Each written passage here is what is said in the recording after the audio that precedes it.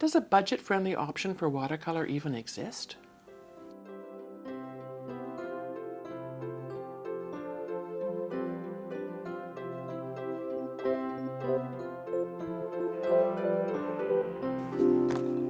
Hello accomplices, I'm Lynda Norman. I'm a watercolor artist in the beautiful province of British Columbia. Today I'm going to take a look at some budget-friendly options in watercolor. Well accomplices, I've heard from a lot of you that your budgets are similar to mine. There's not always room for buying those luscious and expensive watercolor supplies, and that covers the, the gamut. Paper, pigment, brushes, all of it can just run so high.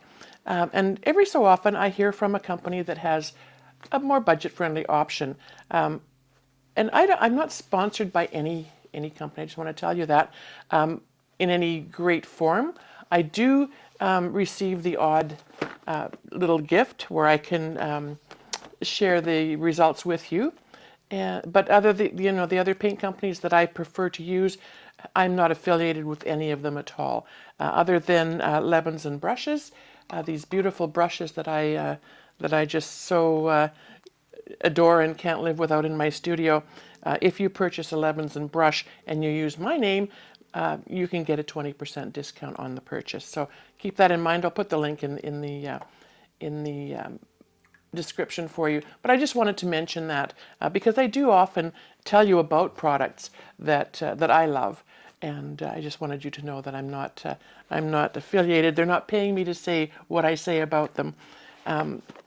So this company is called Lightwish, and they just messaged and said, could we send you something to try? And I thought, well, I am always open to trying and looking at different options for our watercolor play. And this is, it's a beautiful little sketchbook. It feels kind of Swedish, which is kind of fun. So great for if you're out and about, you want to travel, a little travel journal. You can cut your own paper and put little punches in it and holes in it and take it along with you. So that is kind of a fun thing. I am planning a trip with my sister-in-law next spring, and I'm looking forward to being able to take something like this along with me. So we'll test out that paper. I believe it feels like a cold press. It's not entirely smooth, but it feels like nice paper. It's quite nice and thick, so it's at least 140 pound. And I'll check that out in a moment for you as well. The paints, when they arrived, I'm just going to take this paper away from it for a moment. When they arrived in this beautiful box, I was quite impressed. It's heavy. There's a lot of paint in here, and it's artist grade watercolors, and there's 48 of them in the tin. And I thought the packaging was absolutely lovely. It comes with a beautiful little paper with the names of all the colors on, which I appreciate, because the last time I had something like similar to this, I had to write all my own in, and it took quite a bit of time. So this is lovely. All the names of the colors are there, and you can put your little swatch beside. I won't do that today. I don't want to test all of the colors. I just want to show you perhaps how this might play out in some of the things that we like to do. And again, more beauty in the packaging. This is a lovely little cloth. I don't know that I would use it to sop up paint and slops, but it's a lovely way to package. Just going to set all of this aside. And Lightwish is a company. They have all kinds of paints and pastels and different things. You can find them at lightwish.com, and I think you can also find their products on Amazon online. So check them out if you like what we discover here today. Now I did flip these open just so I could save some time today. It comes with a lovely little brush. I love that this brush has that precision point. As you know, I like to be able to draw my branches and bits of landscape things in my painting with my paintbrush. So It actually has quite a bit of sizing or something on it. We'll just soften that up a tiny bit. Often when I get a new brush, I will take it to my sink and give it a little shampoo. You can use hand soap, something mild, not full of a lot of chemicals and things. It's just not necessary. You can use just dish soap as well, just something with a bit of suds to it to get that I don't know if it's sizing or a glue. It feels doesn't feel sticky. It feels, now that it's wet, the stuff that's coming off, it feels a bit slippery. So I'm not sure what that was that they put on to hold the brush bristles in place, but it's a good thing that they do that, because in transit it can change things a lot on your brush. But so now I've got it wet and I've got it clean, and I can still see that there's a beautiful precision point. It's got a nice belly on it, and they do have all kinds of brushes too. This is nice. It doesn't say what material the brush is made of. I'm guessing it's a synthetic. Not many use real hair and fur and that kind of thing nowadays, just because it's not ethical, unless you're like Tracy Levinson, who recycles things from old fur coats and different things that are available. But the big belly on it, the thickness of the pigment, or the filaments and hairs, bristles, I guess you would call them, look like they would hold a lot. Now it's feeling sticky. So I'm just going to make sure I give that just a little extra little spin in the clear water. And then we'll get started. So there's 48 colors. They have a white, it's backwards.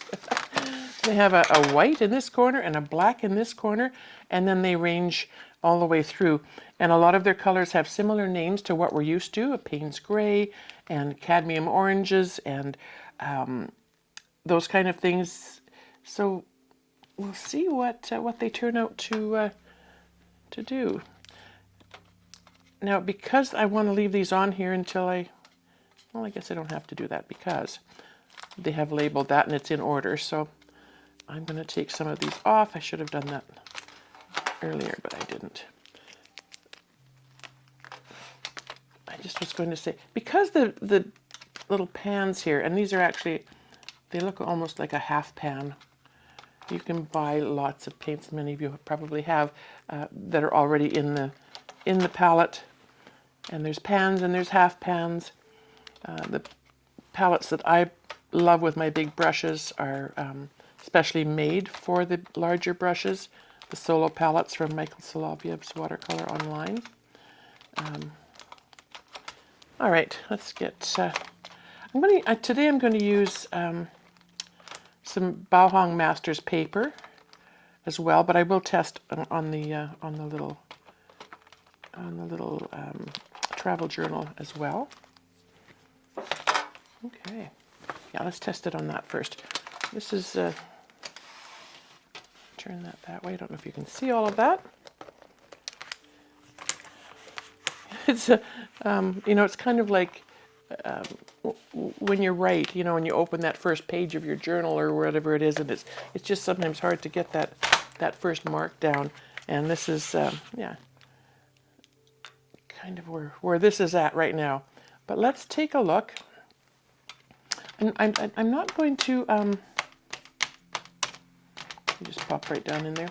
I'm not going to wet the whole palette because of the way they're set in. I think my typical way of spritzing everything and getting it nice and wet and juicy wouldn't be as effective here, because I think it would sort of flow into each different one. So I just want to, let's try some of the brighter ones. This is a nice, I think this one's called Chinese Red. Let's see how it re-wets. Oh, that's quite luscious. And look at the flow. Look how much paint I got on this brush just from that quick dab. I did read that these paints are made with gum arabic, which is what a lot of the other, I know my Daniel Smiths are gum arabic. it makes a difference. It makes a difference in how the paint stays together. Of course, that's what it's there for. But it also makes a difference in how the paint flows. Okay, so we've got a nice red. Let's try. These other ones are blues, but they're very dark, and so I can't tell you what the names are. I believe this is a cobalt. And I just want to touch it in. This paper's quite nice. It's on a dry brush. It seems to have a nice effect. Now they don't have a quinacridone gold, but I do want to check and see if maybe one of these brighter, deeper yellows might work the same in pushing those other pigments out of the way. And it doesn't really, but that's all right. It's a lovely color. And if I add water to the edge, you can see how it softens nicely. Pull that back so we don't have any harsh edges. I think this is going to work quite well for the style of painting that I like to do anyway. And let me just, I think this is a lovely green. Like I said, it doesn't take much to wet those, which I appreciate. Now the green is pushing the pink or the red a little bit. Very interesting. This brush is really quite lovely. It's able to pick up a lot of pigment.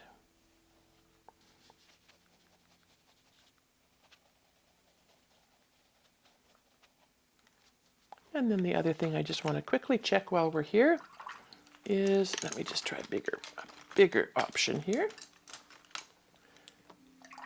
With one of my bright brushes, I just want to see how it lifts. So the red is a bit staining, at least that particular red is. The paper is allowing me to lift quite nicely.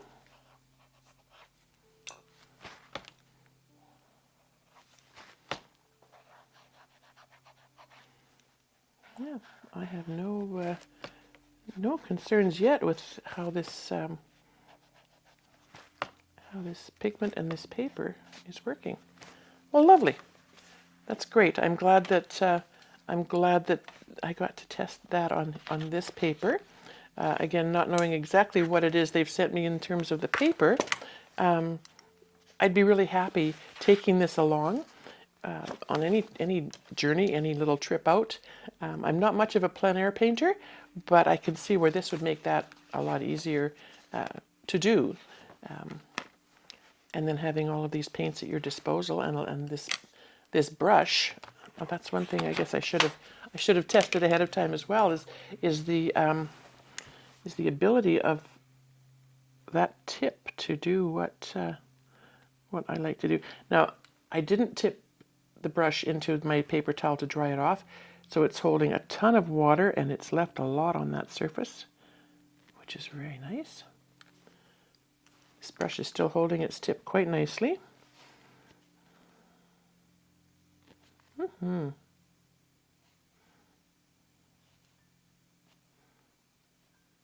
Yes, I like that it's holding that nice line.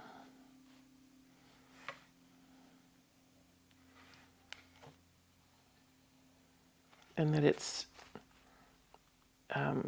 pulled the paint up into the belly of the brush.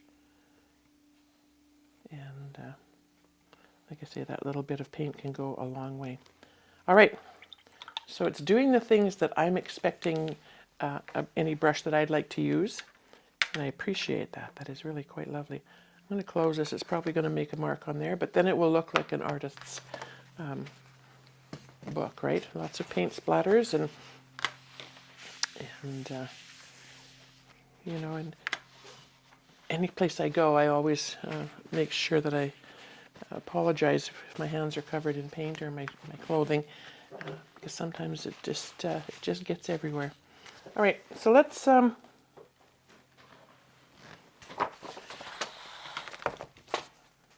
take a quick look at doing a birch tree.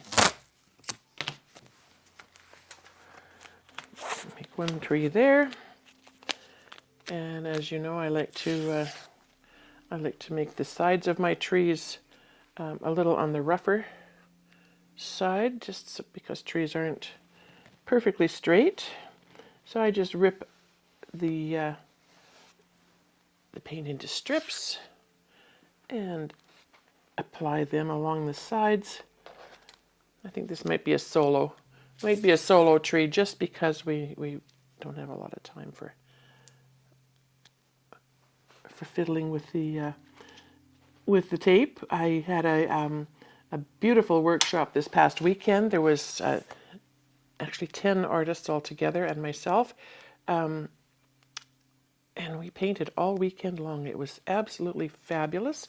We were out in a forested setting, and we walked in nature. We observed the shadows and the shapes, and we did some shrubbery, some birch trees, and just had a real lot of fun with it.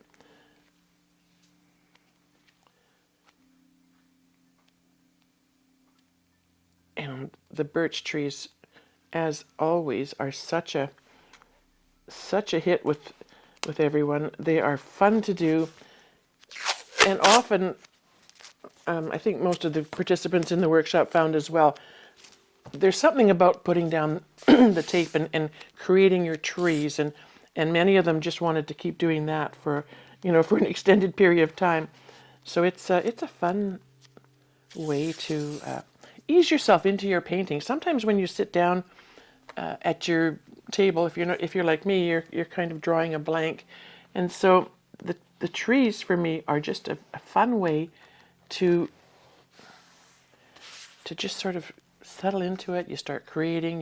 You're planning a little bit of a landscape, having a bit of vision with what's going on, and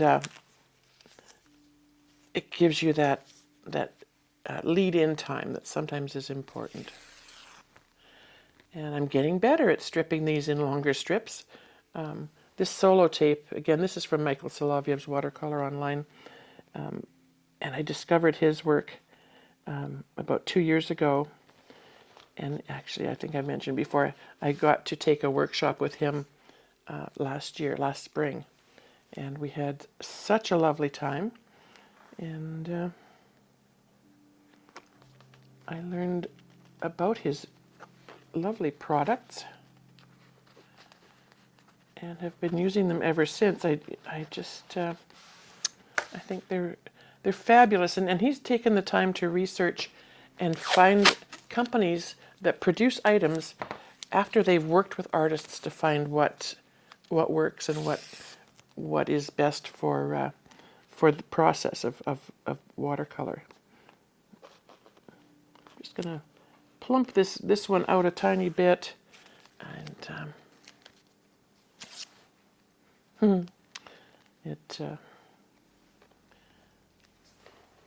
sometimes, after seeing I'm so good at pulling those long strips off, as it gets to a smaller place, then it's harder to do.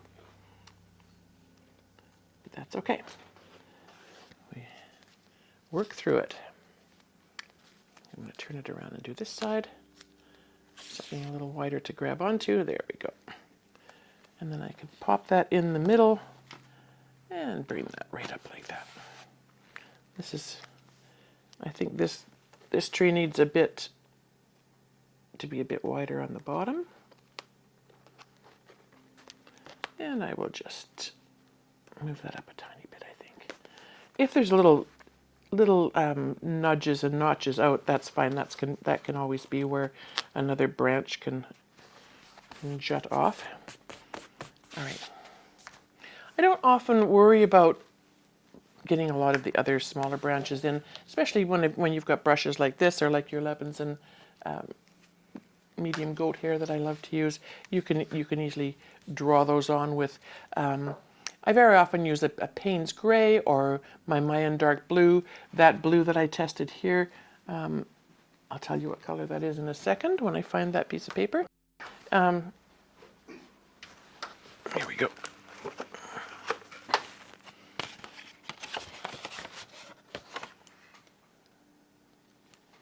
It's not a Payne's Gray. Where's the cobalt blue?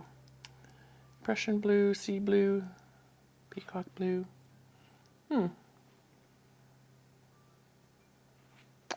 Indigo. It was an indigo. There we go. That makes sense.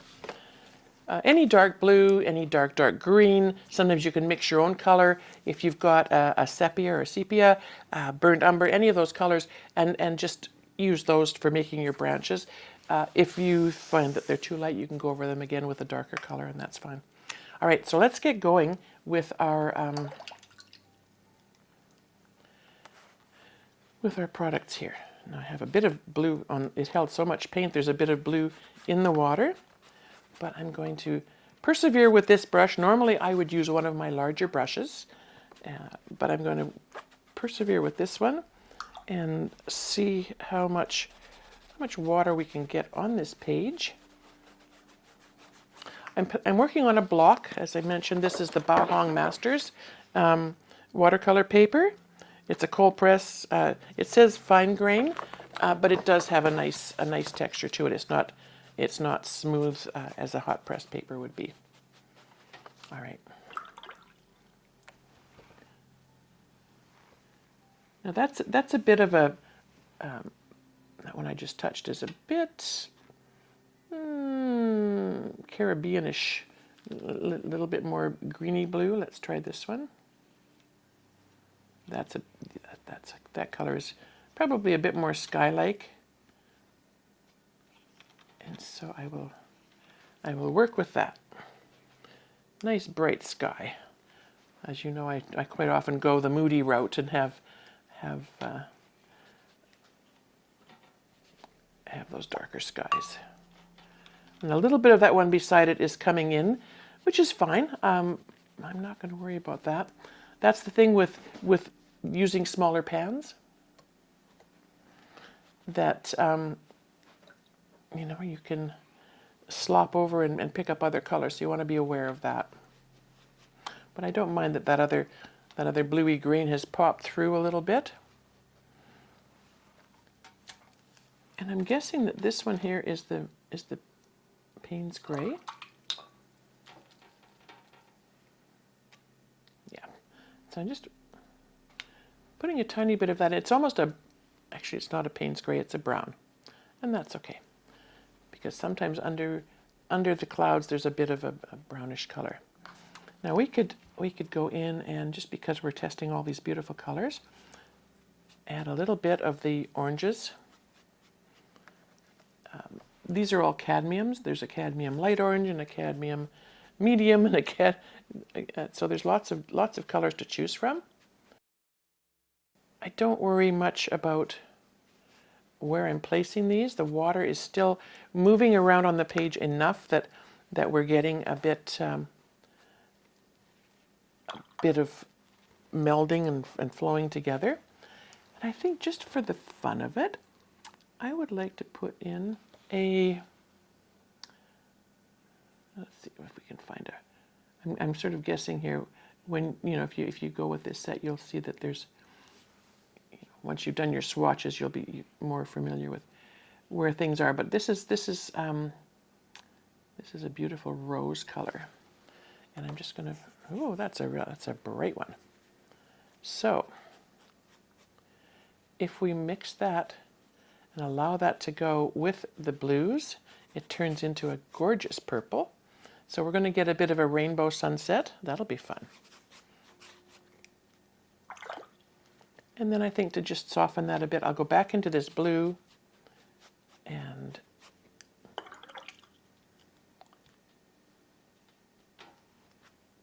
add a bit of that.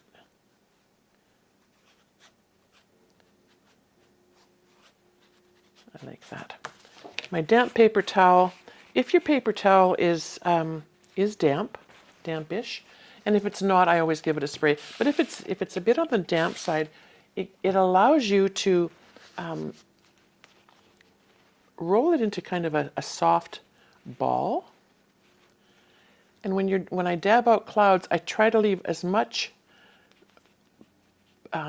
thickness of the paper towel in front of my fingers. I don't want my fingers going through so that they actually touch the paper through the paper towel, because that will leave a hard polka dotty line. So, and because this is still damp, you can go in and you can lift and pull. Sometimes I just dab and then give a little flick out. Clouds, clouds are clouds. They're random. They're all over the place. You can make whatever shape you want. As I said, if the water's still moving on the page, you will still get those softer edges, and it will be quite beautiful. Now I see what I've done here is I've hit the page a little hard with the brush, and I just want to soften that out. It sort of gave a little line of color there. So I'm just with a damp brush touching that, and it still came through that way. So I think I'll just add a bit more of that blue, just in kind of a loose and random line that looks maybe a little more natural. And we'll take a bit of that out, leave a bit of that in.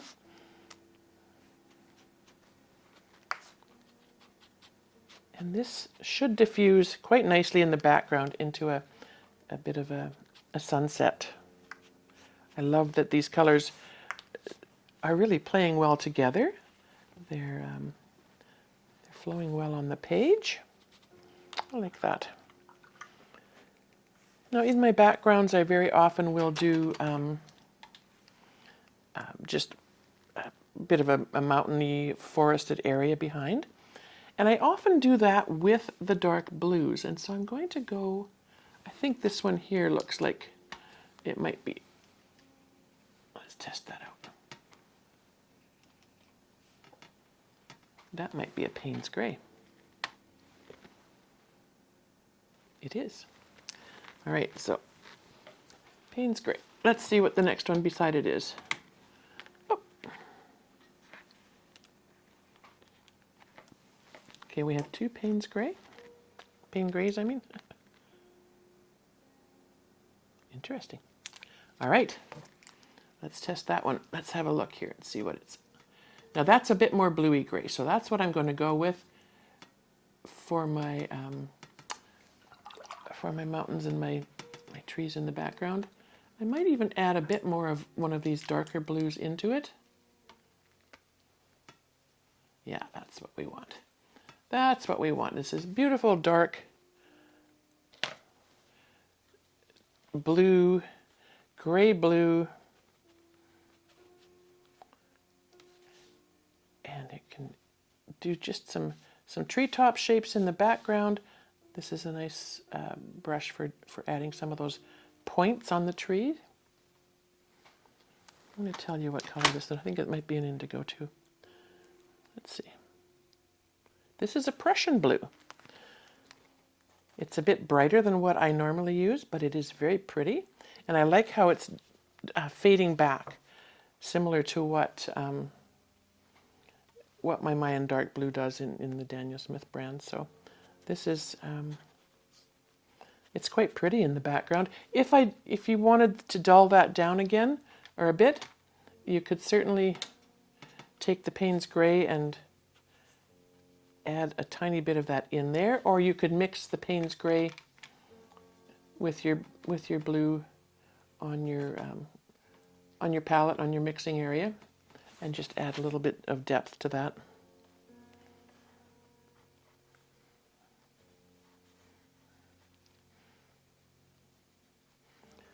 I like to sort of bring things down to a bit of a point. It looks like the land back there is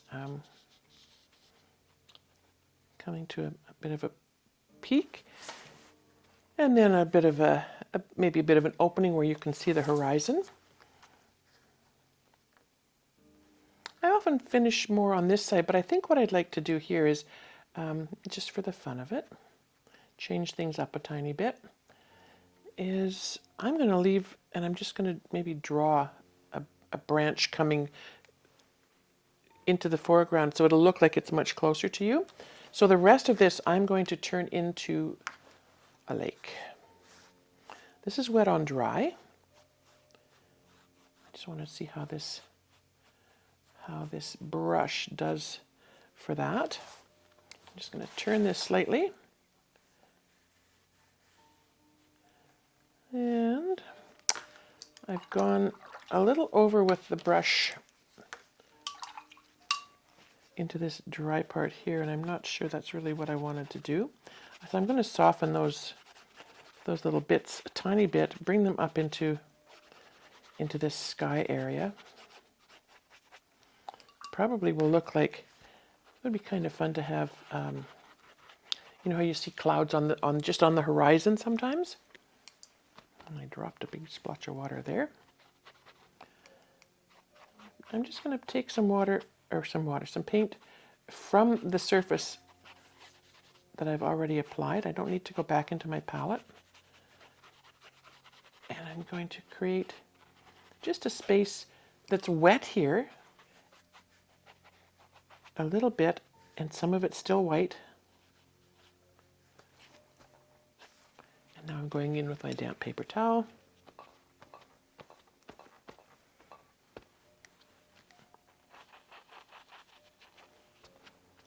And we'll have a little bit of cloudy parts working there. And because I'm, pardon me, dabbing out the wetness before it has a chance to bloom, it will give me those slightly cloudy shapes. We don't really want them to be really pronounced, but I like that they're kind of there on the horizon. And I'm just going to soften out a tiny bit of that blue line that I put across. So these pigments are really quite lovely and rich. There, I like that. And I'm going to leave this edge kind of broken. I like that there's a bit of light coming through, and I think it adds to the appearance of like a sparkle out on the horizon. Now I'm going to go back to this Light Wish brush. I wish there was more details on this because it is quite lovely. And if they have a whole set like this, it would be fun to have that on hand. So this brush holds so much pigment, so you're going to have to be careful when you're switching colors, if you care, to make sure that you wash it quite thoroughly. But the rest of this is going to be, again, pigment that I pick up from the painting itself. I don't even have to go back into my palette. And that's quite often how I work with my other paints as well. So this is a fun and easy way to get that water waves effect. And you can, bring a little bit of color and have it smooth in some places so that the water's looking a little glassy, where it's moving up and down. Just adding a bit of water and moving that about. And again, I'm just quickly dabbing. It sounds like I'm hitting it hard, but I'm not. It's just there's a bit of, the paper is buckled a tiny bit, and so when I'm hitting it lightly, it's kind of making that sound. So any of those wet spots, I can go in and I'm getting that mistiness, that foaminess. Just a bit more wet on my brush. I don't want a lot of color here. I just would love to see all of that coming through. Now we did a bit of the orange. We could always, reflect that into the water, barely touching until I know what's there.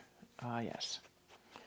Yeah. So that paint, although it looks like it's dried, and I just had a little bit of water on my brush, I just had to barely touch the surface of it, and I'm getting this lovely little bit of color in my water. I don't want a ton of it. Often when water is reflecting, you see more glistening, more almost silver white highlights. And then where was that pinky color. I think it was that, was it that red that we used? Oh, yeah. One touch and it was a lot more than I intended. All right, so we'll work some of that out. We'll bring the pink as a reflection coming down. We'll move it up, move some of it up into this part of the ocean, the lake, the water feature, whatever we have. And maybe just, I love that that color is so rosy and beautiful. I just wanted to double check to see what color it was, and I think it's called rose. I'm going to wipe most of that off of my brush and just ever so lightly see if I can add a tiny hint of that up into this part of the water feature.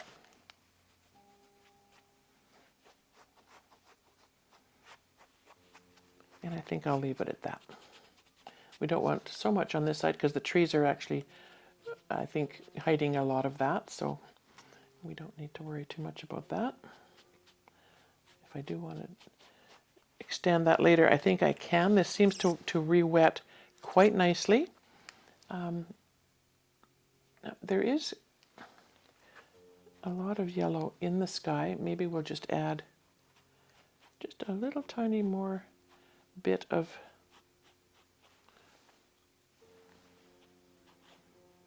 some of that down in here.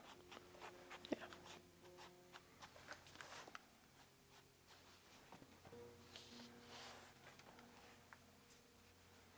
All right. Often in my trees in the background, I will do a bit of green. Was this the green we were using? That's actually a bright green. A lot of these colors they look like single pigment, so they'll be a little brighter, a little more than, and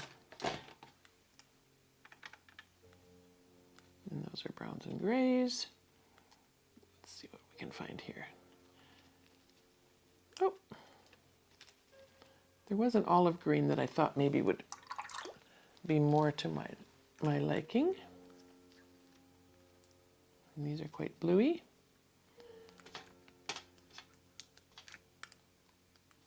And yeah, I'll try one of these a little bit brighter just to add another bit of color and shadow into this background. I'll hesitate now. Quite often on my backgrounds, I will add the quinacridone gold and watch it push away. I'm not certain that that's what we want here. So I'm just going to just add just a tiny bit of that Prussian blue, but in a bit of a thicker mix.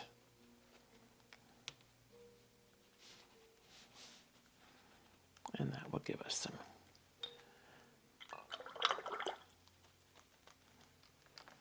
I think I'll leave this part of it for now. I want to see how it will work with the application on the trees. So normally we don't take this off until the paper is completely dry, but because it was so freshly put on, I think, and I never burnish my tape down, but because it was freshly put on, I think we're okay with that. Oh my goodness. Let's try this.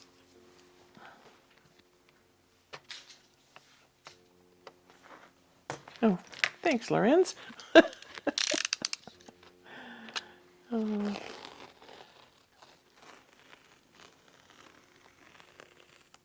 So, you know, if you are on a budget, one thing I can tell you is that I think the first thing I would look at when I wanted to step it up to the next level would be the paper.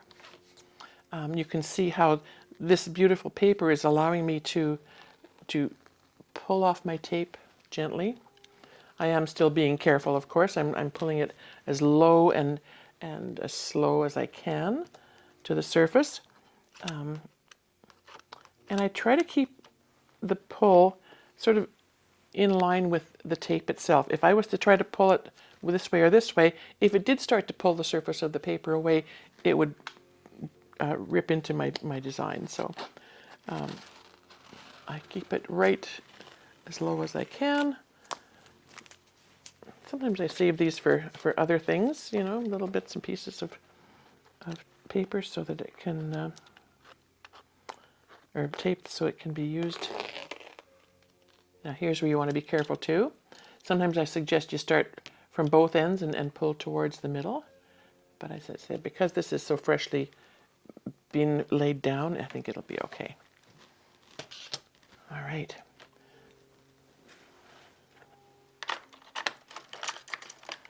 My little plastic tab. I have a lot of them. I've been saving them because I teach a lot of workshops, and it's always fun to be able to share them with people in the workshops.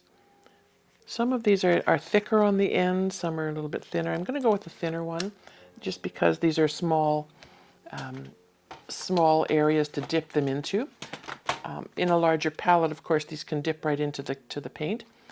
But I think what I'll do here is,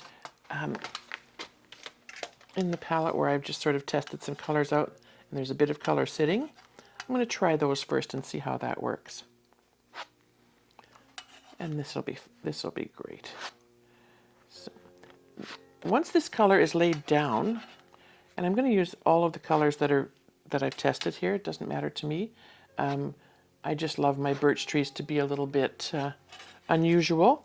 Sometimes I'll add purple or orange or different colors to it. And so these bits of color and water here that have been sitting, so they're not really wet, so the pigment is perhaps a little thicker, perfect for picking up and laying down on the surface of the paper.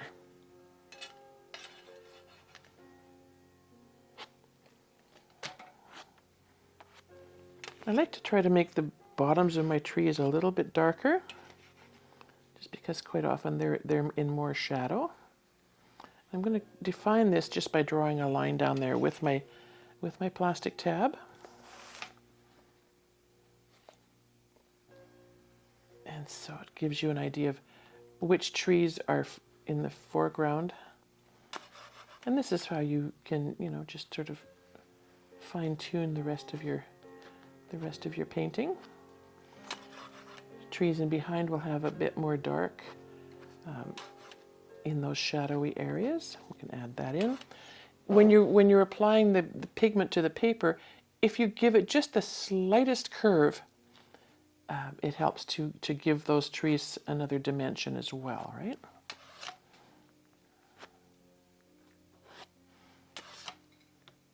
And I try to do, I'm dipping my fingers in there, and that's not great.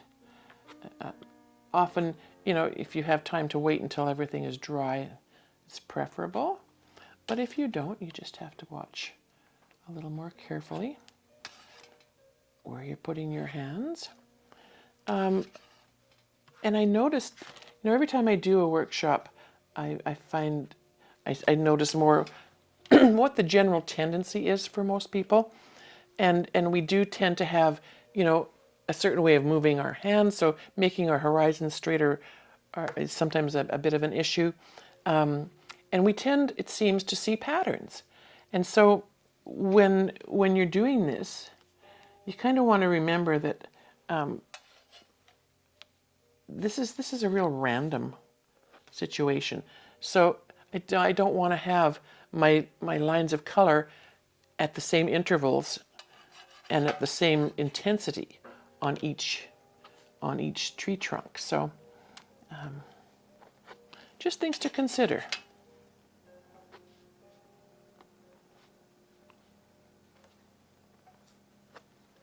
And when I think I probably could use more, I just stop and I don't do more, because you can always add.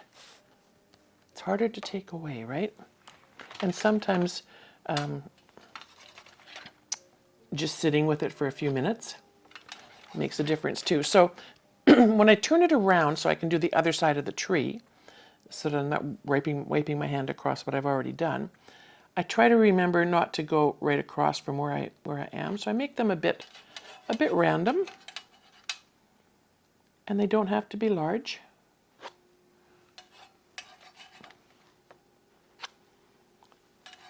I'll put a few more at the bottom here, just so I can define that trunk. And we'll just make a couple on this side. Another thing to consider when you're doing these, of course, is your light source. Here it seems to be sort of all coming from the back, so I'm not going to worry too much about having one side of my tree much brighter than the other. But that's always something to keep in mind too when you're doing this. And I think that's probably all I'm going to end up doing here.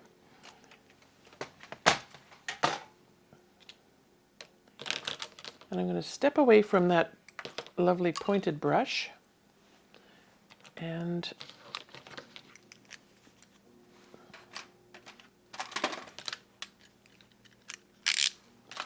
go back to my bright. Now, I know now with this set of paints is that they're ready to go. They're luscious and they're ready and they're thick and they're rich. So when I have my bright, I don't really want to go right in to a color and straight onto my page. I want to test it first. So just really lightly. You can see already it's got pigment on there.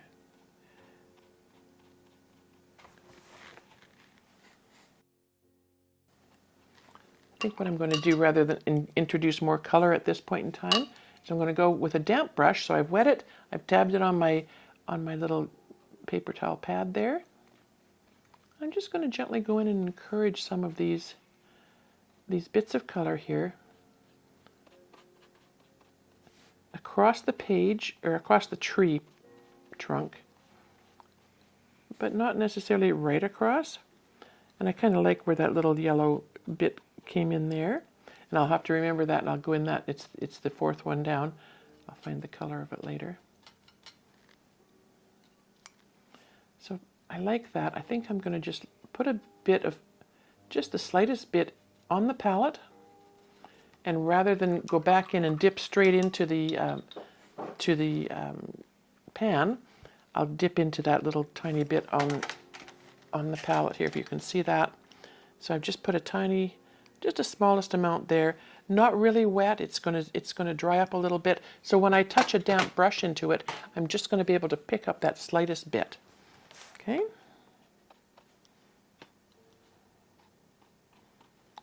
And here's where patience, plays in. So with that tiny bit of orange, I'm going to just touch it into some of those blue places. Those little blue dots on that side. I think that's probably enough. Turn it back around. So I've still got paint in my palette, little bits here and there from where I was dipping the plastic tab in. And I can encourage some of that. I can add it to something that's already on the page in some of these instances. Just barely dampening my brush with what's in the mixing area in the palette. Touching what's already on the page, pulling that out a tiny bit. Sometimes they go a little bit random and off to the side, and then bringing in that orange here and there. Just gives another level of depth if you add a lighter color.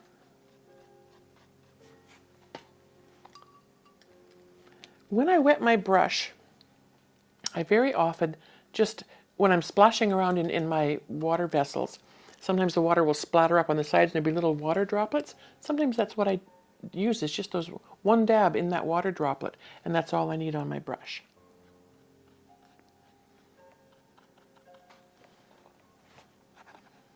So some of these colors mixing together are coming out a bit on the brighter side of green, and that's okay. I mean, if afterwards when I take a look at it, when I take my photograph and I step away and have a little look at what I've done, if that looks too glaring or too bright to me, I can always go back in with just the slightest hint of maybe a Payne's gray or something more neutral.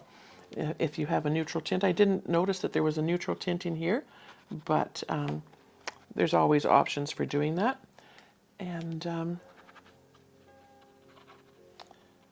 just touch it up after. Very light. You don't need a really wet brush even. If you go back to your the original brush, let's just take a look, because if you don't have the option of having a bright, let's see what these guys can do. So I just want to touch in where I left that bit of pigment. I'm wetting it slightly and using the side of the brush and just encouraging some of that to move across the tree. Often to me it looks like, very often those knots are dark and then the rest kind of softens out. It's almost like a bit of a bruised look. But you can certainly work with those bits of color. And you don't, as I say, you don't need a lot on your tree. Work with what's there. This is going to be a line here. I don't want this tree to be too fat, so I'm just going to go in and fill in a bit of that color. And it's up to you. I mean, you can leave your trees white in the background. You can start to fill them all in. I like to leave a little bit of white just for that pop. Makes the other colors look a little more vibrant. Often the tendency for folks new to watercolor is to fill in the whole page. And with watercolor, the premise is we leave enough white on the page to allow for those sparkles to come through. The paper, especially the rough paper, is designed for that. The texture of that paper will allow for those little bits of the white of the paper to shine through.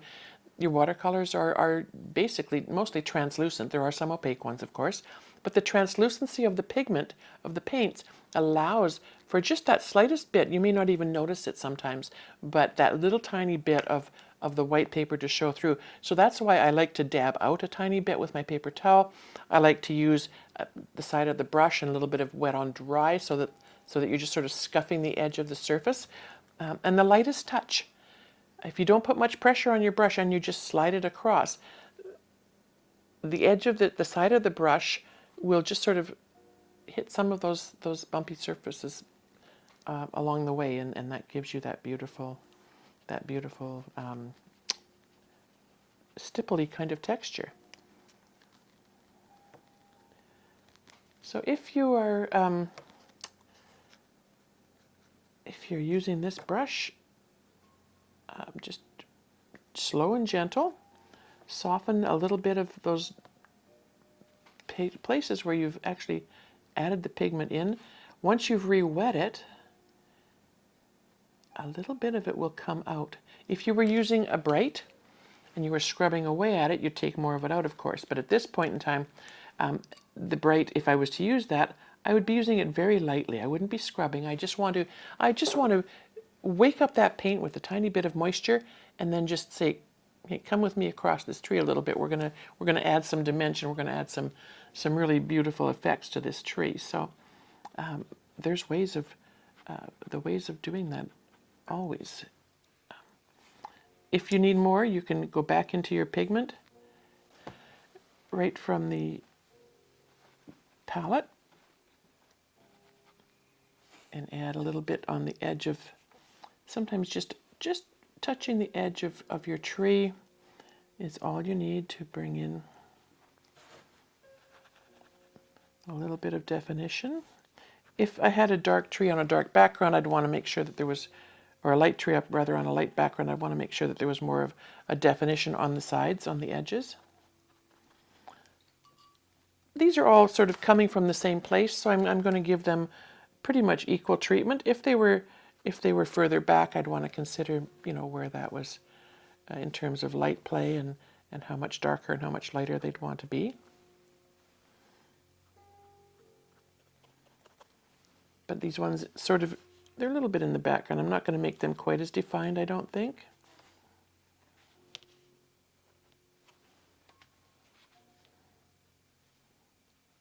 And these are pretty skinny, so I don't want to, you know, to add a whole lot of color to them, but just a little bit. And I'll go back in with a bit of the orange and gold, and let's see what we can do with that.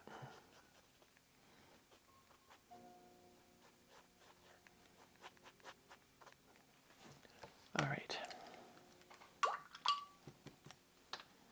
So I'm just touching that orange that I put in my palette on the side, and I'm just going to give a little bit.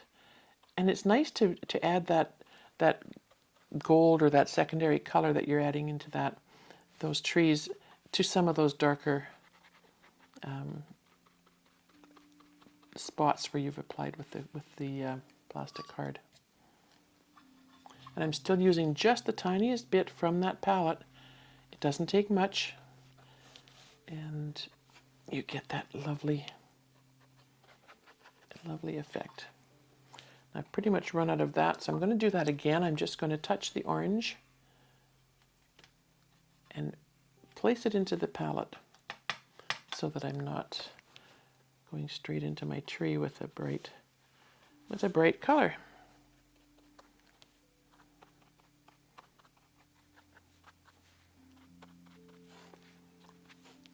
And a little bit on these ones here, I think, is all I'm going to need. As always, I like to leave a fair bit to the imagination. And it's entirely up to you to decide how much further you want to take your design. Once I turn it around and give it just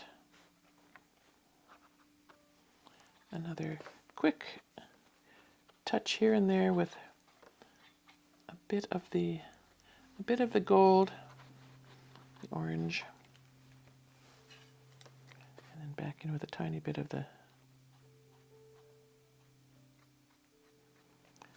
blue gray, and sometimes you can just use your finger.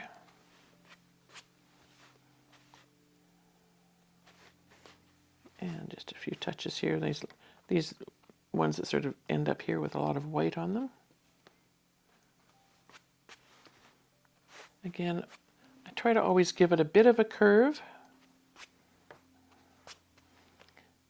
And then I think this would probably be a place where I would take the photo, step away, go and have a cup of tea, see where I want to come back, if I want to come back at all, and add any more colors and shapes to it. If anything, I might go in with a fine tip and just add a couple of squiggly little dark branches coming off, short ones. I could certainly put a bit more foreground at the base of this tree. So, I mean, I'm thinking the mat's going to cover that, and it'll look like the tree is coming from definitely the foreground. But you know, you could certainly add a bit of rock or shrubbery down at the bottom there. But I'm pretty happy with this. I can see where my horizon could be a little more on this, you know, a little straighter. But that's again something I would, you know, be more certain of once I step away. So, you know, as always, I take a photograph, I step away, I go and have a cup of tea, make my lunch, whatever's going on, and then when I have a few quiet moments, I'll sit down and I'll look at the photograph, and it's amazing how that process, how that little step just gives you another, it's almost like you're coming back at it with another set of eyes. So give that a go. Yeah, I would say check on Amazon, online at lightwish.com, and see what they have to offer. I'm pretty impressed with what they have here. From what I can see online, you're looking at anywhere from $29 to $70-ish for a set of these, and it looks like they come with at least one brush. And if this brush is any indication of what the rest of their products are that they are offering, I would say definitely a budget-friendly option. If you like what you've seen, please subscribe to my channel or visit my website, bandrystudio.com. That's BANDRAOI studio.com. Or head on over to our members area.